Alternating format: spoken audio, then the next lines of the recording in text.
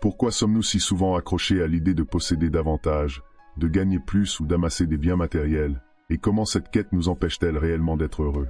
C'est une question que beaucoup d'entre nous se posent, consciemment ou non, chaque jour. L'argent semble être la clé du bonheur et du succès, mais est-ce vraiment le cas? Si l'on se tourne vers les enseignements stoïciens, on découvre une vision radicalement différente de la richesse et de la possession. Les stoïciens ne rejettent pas l'argent, loin de là. Ils considèrent plutôt que l'argent, tout comme d'autres biens matériels, est indifférent, ni bon ni mauvais en soi. Ce qui compte, c'est la manière dont on l'utilise, et surtout, l'attachement qu'on lui porte. Alors, comment trouver un équilibre entre l'accumulation de biens et la quête de vertu? Pourquoi, dans le monde moderne, ce débat est-il plus pertinent que jamais? Dans cette vidéo, nous allons plonger dans le regard stoïcien sur l'argent, la richesse et la manière dont ces éléments s'intègrent dans une vie vertueuse. Si vous vous êtes déjà demandé comment concilier le désir légitime d'une certaine sécurité financière avec une vie de sens, de paix intérieure et d'authenticité, vous êtes au bon endroit. Abonnez-vous à la chaîne Esprit Stoïcien et activez les notifications pour ne manquer aucune de nos vidéos inspirantes qui vous aideront à mieux comprendre comment intégrer ces principes dans votre quotidien. Restez bien avec nous tout au long de cette vidéo, car chaque étape que nous allons aborder aujourd'hui vous aidera à comprendre un peu plus comment, en tant qu'individu, nous pouvons transformer notre relation à l'argent pour une vie plus équilibrée et plus sereine. Les stoïciens ont une conception unique de l'argent. Contrairement à notre monde moderne où l'argent est souvent perçu comme un moyen ultime de confort et de succès, les stoïciens le considèrent comme un indifférent. Mais qu'est-ce que cela signifie exactement? Dans la pensée stoïcienne, un indifférent est une chose qui n'est ni bonne ni mauvaise en soi. Ce n'est pas la possession de l'argent qui est problématique, mais la manière dont on l'aborde et la place qu'on lui donne dans notre vie. Prenons un instant pour réfléchir. Est-ce que l'argent vous contrôle? Est-ce qu'il dirige vos choix, vos actions ou vos émotions?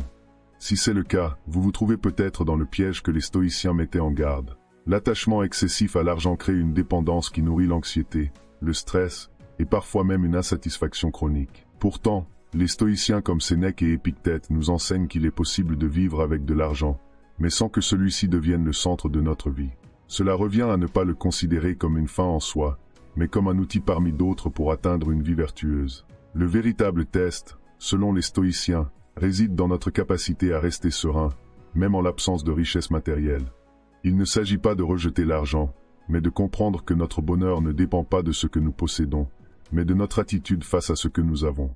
Marc Aurèle, dans ses Pensées pour moi-même, nous invite à cultiver une attitude d'indépendance intérieure face à ce qui est extérieur. L'argent, tout comme la santé, les biens et les honneurs, fait partie de ces choses que nous ne contrôlons pas pleinement et qui ne devraient donc pas déterminer notre bien-être. Mais comment intégrer cette sagesse dans notre quotidien? Si l'on part de l'idée stoïcienne que l'argent est un outil, nous pouvons commencer à nous demander, suis-je capable d'utiliser cet outil de manière judicieuse sans en devenir dépendant? Une façon concrète d'appliquer cette notion est de revoir nos priorités. Lorsque nous cherchons à accumuler des biens matériels, nous devons nous interroger, est-ce que cela va contribuer à ma paix intérieure et à ma vertu? L'argent devient alors un moyen de réaliser des actions vertueuses plutôt qu'une fin à poursuivre en soi. En effet, les stoïciens nous enseignent que le véritable bien-être ne se trouve pas dans l'accumulation de biens, mais dans la pratique de la vertu, qui, elle, mène à une vie pleine de sens. La richesse matérielle, si elle est utilisée correctement, peut permettre de remplir nos obligations sociales, d'aider ceux qui en ont besoin et d'assurer notre indépendance. Mais elle ne doit jamais éclipser ce qui est essentiel à notre épanouissement personnel. Ainsi, un des premiers pas vers un équilibre stoïcien par rapport à l'argent est de reconnaître que notre véritable richesse réside dans notre capacité à vivre en harmonie avec nos valeurs et nos principes. Cela signifie faire des choix conscients, en accord avec nos objectifs de vie, et non pas simplement en fonction des désirs externes ou de la pression sociale. Dans le monde moderne, l'argent semble être omniprésent. Il détermine souvent nos choix de carrière, nos relations sociales et même nos objectifs personnels. Nous vivons dans une société où la réussite financière est fréquemment perçue comme le signe ultime du succès. Cependant, ce modèle, bien qu'efficace pour accumuler des biens matériels, ne nous garantit pas une vie épanouissante. C'est là que le stoïcisme peut jouer un rôle essentiel en rétablissant un équilibre entre nos aspirations matérielles et notre quête de vertu. La quête de l'argent, dans une perspective stoïcienne, doit toujours être subordonnée à notre bien-être intérieur et à notre développement moral. Il s'agit de se rappeler que l'argent est un moyen, non une fin. L'une des notions fondamentales de la philosophie stoïcienne est de vivre en accord avec la nature et de cultiver la vertu. La richesse matérielle, pour un stoïcien, n'est pas un mal en soi, tant qu'elle ne nous détourne pas de notre objectif principal, vivre une vie vertueuse, en harmonie avec nos principes. Dans la pratique, cela implique une réévaluation de nos priorités. Au lieu de viser l'accumulation de biens comme objectif central de notre existence, un stoïcien se concentre sur la pratique de la sagesse, de la justice, du courage et de la tempérance. L'argent, dans cette perspective, devient secondaire. Il est utilisé de manière réfléchie, en fonction de ce qu'il permet de réaliser pour soi-même et pour les autres, tout en restant détaché des désirs excessifs. L'histoire de certains personnages historiques, comme Sénèque, en est un exemple frappant. Sénèque était non seulement un homme riche, mais il mettait également en pratique les enseignements stoïciens pour vivre dans la simplicité et la modération.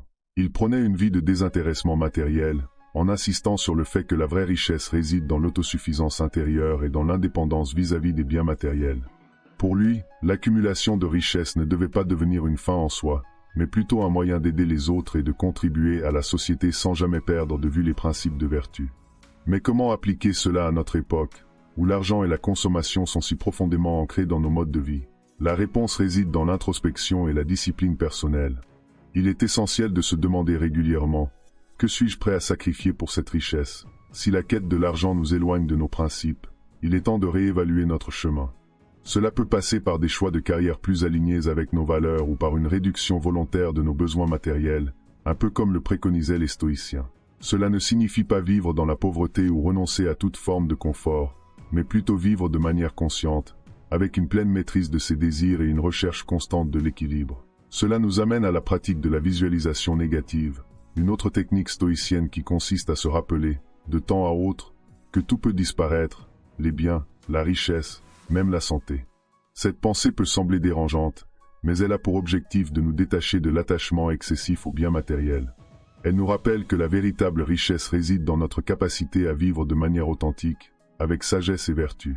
En définitive, l'intégration du stoïcisme dans notre relation à l'argent nous invite à vivre en équilibre. L'argent, utilisé de manière juste et réfléchie, devient alors un moyen de renforcer notre autonomie et d'atteindre nos objectifs de vie, tout en restant profondément ancré dans ce qui compte véritablement, notre propre bien-être intérieur et nos relations authentiques avec les autres. Le stoïcisme nous invite à reconsidérer notre relation à l'argent.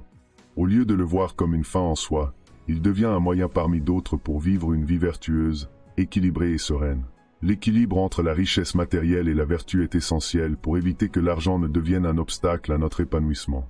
Comme nous l'avons vu, les stoïciens considèrent l'argent comme un indifférent, ni bon ni mauvais, mais qui doit être utilisé de manière réfléchie et en accord avec nos valeurs. Ce qui compte, c'est notre attitude face à l'argent et notre capacité à vivre sans être attaché aux biens matériels.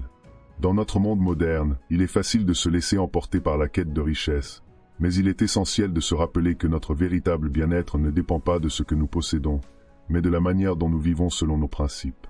Il est important de prendre du recul, de réfléchir à nos priorités et de nous assurer que nous ne sacrifions pas notre vertu au profit de biens matériels. Réfléchissez, êtes-vous en train de courir après la richesse au détriment de votre équilibre intérieur? Comment pouvez-vous appliquer cette vision stoïcienne dans votre quotidien pour mieux gérer votre relation à l'argent?